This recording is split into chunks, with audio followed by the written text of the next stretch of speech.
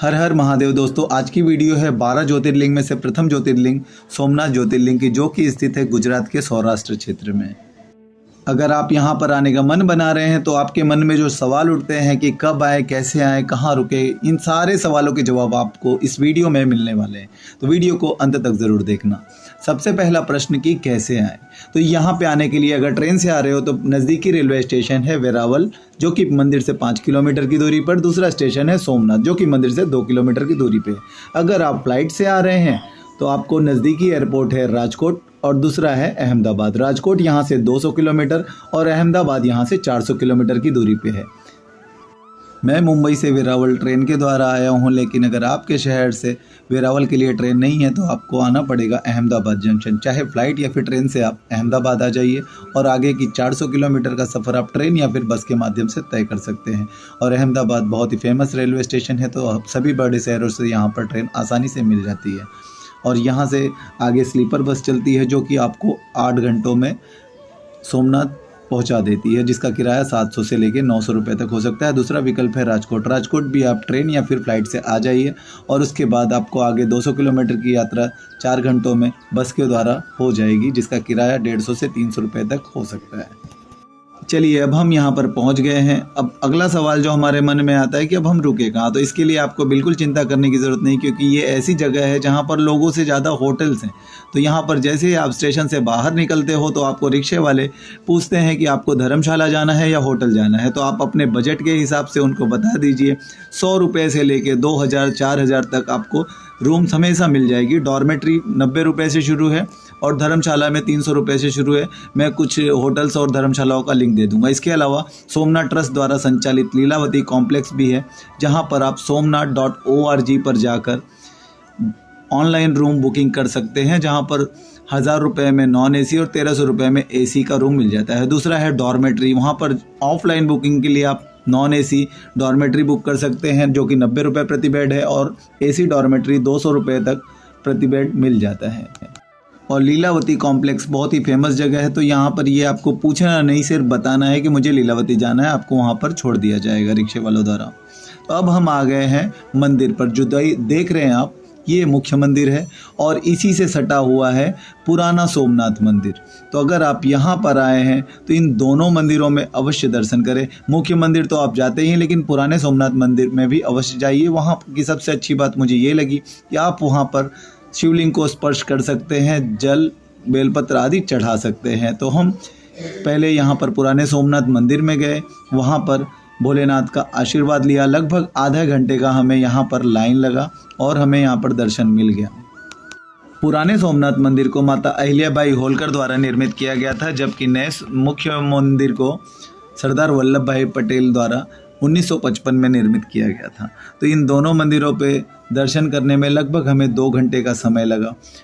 मुख्य मंदिर में फ़ोटो कैमरा अलाउड नहीं थे, तो वहाँ की फ़ोटो खींचना संभव नहीं हो पाया। तो लेकिन मैं अगर वहाँ की शोभा के बारे में बताऊँ तो मंदिर समुंदर से घिरा हुआ, चारों तरफ से समुंदर की लहरें हमें दिख रही थी, और बगल में वहाँ पर समुंदर के दर्शन करने के लिए गैलरीज भी बनी हुई, तो बहुत अच्छी लग रही थी। इन दोनों मंदिरों में दर्शन करके 2 घंटे में हम लोग बाहर आ गए। बाहर आने के बाद इस पुराने सोमनाथ मंदिर से सटा हुआ है निःशुल्क प्रसादालय, जहाँ मुफ्त में आप अन्न ग्रहण कर सकते हैं। इसके अलावा यहाँ पर बहुत सारे प्राइवेट होटल भी हैं, रेस्टोरेंट्स भी हैं, जहाँ पर आपको हर तरह का खाना 100 से 150 रुपये थाली में अवेलेबल हो जाता है। तो यहाँ पर खाने का आपको कोई चिंता करने की ज़रूरत नहीं। आप चाहे बाहर खाइए, चाहे ट्रस्ट द्वारा संचालित निःशुल्क भोजनालय में भी आप खा सकते हैं, जहाँ पर आपको टोकन लेकर लाइन लगाकर खाना लेना होता है और आप यहाँ पर अनलिमिटेड खाना खा सकते हैं। तो यहाँ का भी आप अनुभव करना चाहे तो ज़रूर कीजिए।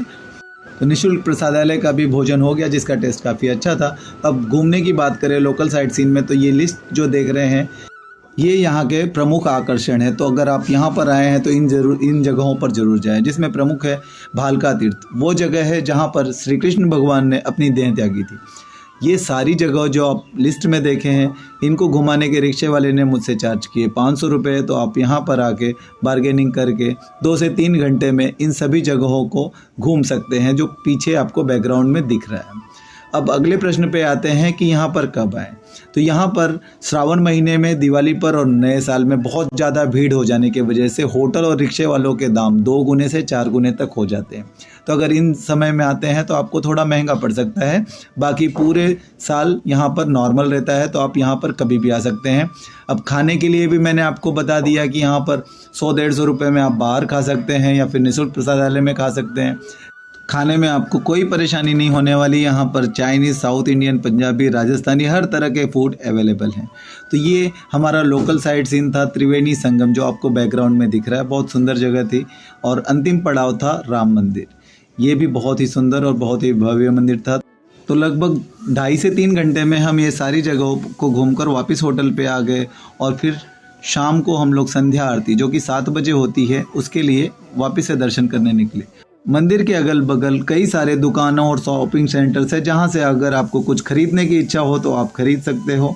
और उसके बाद आगे जाकर मंदिर के मुख्य द्वार के पास निःशुल्क मोबाइल काउंटर बना हुआ है, जहाँ पर आपको मोबाइल जमा करना होता है और फिर अंदर जाकर दर्शन करनी होती है। तो शाम के समय में भी मंदिर की शोभा बहुत ही प्यारी लग रही थी। जो दिन में हमने समुद्र की लहरें देखी थी, वो शाम के समय लाइटों से जगमगाता हुआ ये सुंदर सा शिव मंदिर दिख रहा था। यहाँ पर आने पे हमें पता चला कि यहाँ पर लाइट साउंड शो होता है, जो कि शाम 7:30 से 8:30 बजे होता है। क्योंकि मैं बारिश के मौसम में आया हूँ तो यहाँ पर ये सब बंद था, लेकिन अगर आप किसी अन्य सीज़न में आते हैं तो आप इस लाइट एंड साउंड शो का भी आनंद ज़रूर लें। तो यहाँ पर घूमने के लिए एक दिन काफ़ी था। सुबह 7 बजे मैं आया, अब रात को 11 बजे की मेरी ट्रेन है यहाँ से द्वारका के लिए। तो कुछ दिनों बाद मैं आपको द्वारका और नागेश्वर की भी वीडियो लेके आऊँगा। तो आप ये वीडियो देखकर हमें कमेंट करके ज़रूर बताना कि ये वीडियो आपको कैसा लगा, ताकि अगले वीडियो में इसमें कुछ सुधार करना हो तो मैं उसमें कर सकूँ। और सोमनाथ के बारे में अगर आपको कुछ और भी विस्तृत में जानकारी चाहिए होगी तो आप मुझे कमेंट करना, मैं आपके कमेंट के आंसर ज़रूर दूंगा। इस तरह से सोमनाथ दर्शन की एक दिन की यात्रा हमारी पूरी होती है। अब रात को 11 बजे द्वारका की हमारी ट्रेन है, जिसका वीडियो मैं आपको कुछ दिनों में लेकर आऊँगा। और मेरे पूरे परिवार के लिए ये यात्रा बहुत ही सुखद और कभी ना भूलने वाला रहा, जिसे हमने हमेशा के लिए कैमरे में कैद कर लिया और आप लोगों से साझा किया। अब इस वीडियो का अंत करते हैं। भगवान भोलेनाथ की कृपा आप सब पर बनी रहे। हर हर महादेव।